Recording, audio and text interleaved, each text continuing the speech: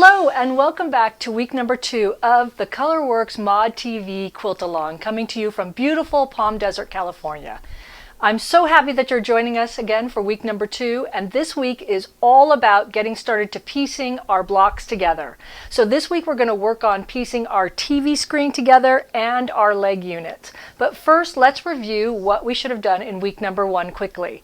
So for week number 1, you should have purchased the ModTV pattern. You should have gathered your materials together, which means you need either 2 fat quarters to make 1 ModTV block, or 16 3/8 yard cuts to make the quilt that you see behind me, which also includes the color bar blocks that offset the TV blocks.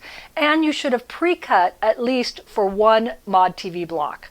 So let's jump right into week number 2. This week you're going to forget all about your 1/4 inch seam. We're going to get liberated. We're going to slash and sew fabrics together, and you don't need to be exact with your cutting or your piecing at this point. So let's get started. The first thing is to put together your pieces that we pre-cut in week number 1 into groups. This will help you organize all your pieces together and make the piecing of the block go together so much faster and easier for you. So as I said before, the ModTV block goes together in 3 units. You have the antenna unit, you have the TV screen unit, and the leg unit. So let's put those pieces together into those 3 groups that we've talked about. The first group, which we'll work on this week, is going to be the TV. So you're going to need your TV screen and your 2 background rectangles. That is going to be group number 1. Next, you're going to need your TV legs. So this is the leg unit. You're going to have 2 little squares for the legs. You're going to have a background square, 2 other background squares, and then 2 other rectangles for the TV legs. All of those go into a group, and that would be group number 2. And I'll move that one there so everyone can see it. So we have group number 1, TV, group number 2, legs, and then we have the antenna unit. So you have 2 strips for the antenna, 2 larger squares of the background fabric for the antenna, and about 3 squares for of background fabric for the antenna. Those all go together in another group. What you're left with is the TV screen, which you can either personalize and put a piece of photo fabric there, or a piece of licensed fabric, as you see up here, a zigzag, or something that you can fussy cut. And then you're also left with this thing called the background top filler strip. These 2 pieces we'll deal with next week. So let's start slashing and sewing our pieces together, and we're going to start first with the TV unit. So on your cutting board, and we'll look down right here, lay out your TV. This is the actual TV set, if you will. And you're going to have 2 background rectangles like so. And I'm going to take my little labels off so as we get started. And I always like to set all my pieces out on my cutting board, and I don't disturb them until I'm done piecing the whole unit together. So first things first, we're going to make an arbitrary slash up and outward of both sides of the TV screen here. And this can be very arbitrary. You can just slap your ruler down and whoosh and slash right across, or you can actually mark it if you feel you're not feeling so brave. So I don't like to take any more than about 1.5 inches from the bottom and maybe 1/2 inch off the sides up here. And what I mean by that is you don't want to be too extreme. You don't want to come in like this. That would be too extreme. So what you want to do is just kind of angle your ruler from bottom and then outward towards the top point. And you're just going to slash. There you go. That's my first cut. I'm going to do exactly the same thing over on this side. Slash. That's my first cut. Next, I'm going to take my rectangles here. I'm going to sew them, and I don't have to do a perfect 1/4 inch seam. I just have to do a straight seam. Sew them to either side of the TV unit. And so I'll be back with you in just a minute as soon as I get that done. Okay. So we're back, and I've sewn my rectangles to either side of my TV unit, and I'm going to actually press those towards the TV screen itself. And there you go. The last step to making this unit is I'm simply going to cut this bottom edge straight to prepare it to take the leg unit, which we'll work on next. So again, I just lay my rular straight across the bottom of the TV set, and I'm going to slop away or flash away or whoosh away the bottom. Now my TV screen is done and I'm ready to start on my leg unit. So let's get started on the legs unit next. So we're back and we're ready to stitch together the leg unit. So let's go to the cutting board and I'll show you what you need. So you're going to have your 2 legs here.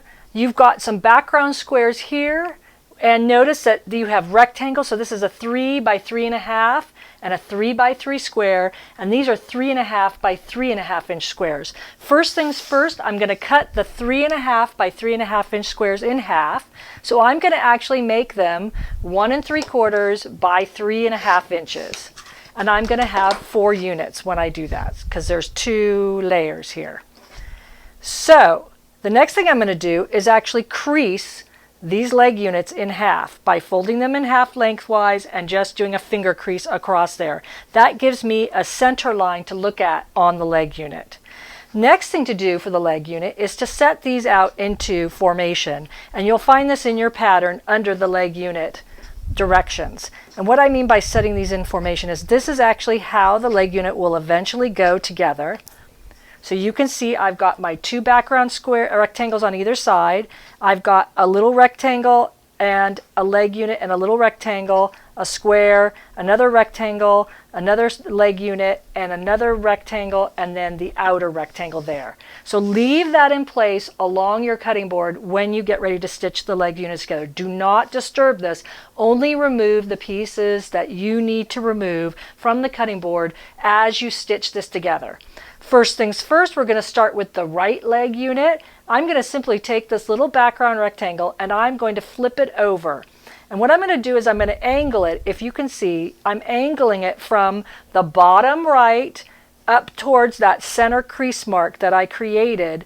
And I want to make sure that the background rectangle overlaps the leg unit as you see there. Now I'm going to go stitch that. I've now stitched across that top rectangle. I will then just cut away the extra, leaving a 1/4 inch seam allowance. So I'm just going to slash that away and I'll finger press that out. So now I have something that looks just like that. Next, I'm going to take the partner to that rectangle and I'm going to flip it over. And again, this is an arbitrary flip. You can be as skewed as you want. The only thing you want to make sure of is that the background rectangle overlaps its partner background rectangle at the top right here. So you see that? It's going to overlap at the point. So when I sew these 2 together, it creates a little leg that's wonky, but also the background rectangles are overlapping each other right here. So I'll go sew that together and I'll work on the other leg unit and be back with you in a moment.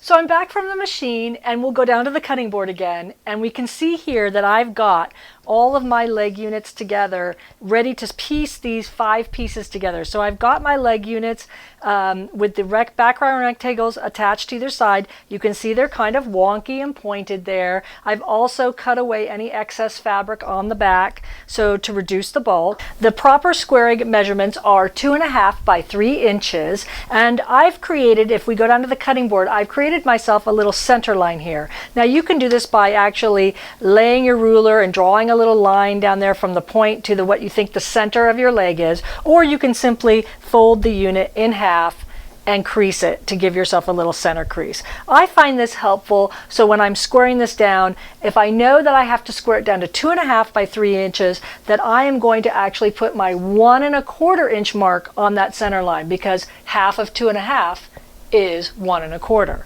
So here I go, I put my 1 1/4 inch line on that mark.